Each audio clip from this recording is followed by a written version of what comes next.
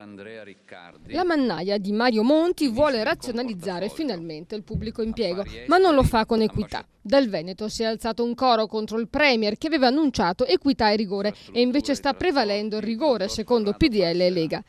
I partiti che reggono Palazzo Balbi sostengono che la regione ha già razionalizzato, non è sprecona e non si merita ancora tagli. Il capogruppo del PDL in Consiglio regionale Dario Bondo propone una mobilitazione contro l'esecutivo nazionale. Nelle ASL, ad esempio, una siringa monouso sterile con ago costa dai 2 ai 3 centesimi, in altre parti d'Italia arriva a costare anche 70 centesimi. Un inserto di tibia con protesi, 194 euro, contro un massimo rilevato di circa 2.500 euro in altre regioni. Anche il costo dei pasti mediamente si aggira sui 10 euro e altrove raggiunge cifre difficili da giustificare.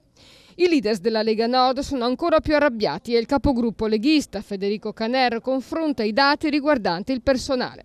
Il Veneto ha 67 dipendenti pubblici ogni 100.000 abitanti, a fronte dei 286 del Molise, dei 188 della Basilicata e dei 166 della Calabria.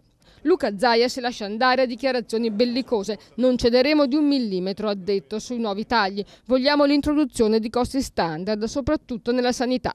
Finora però il Veneto ha sempre pagato e Zaia ha sempre dovuto cedere.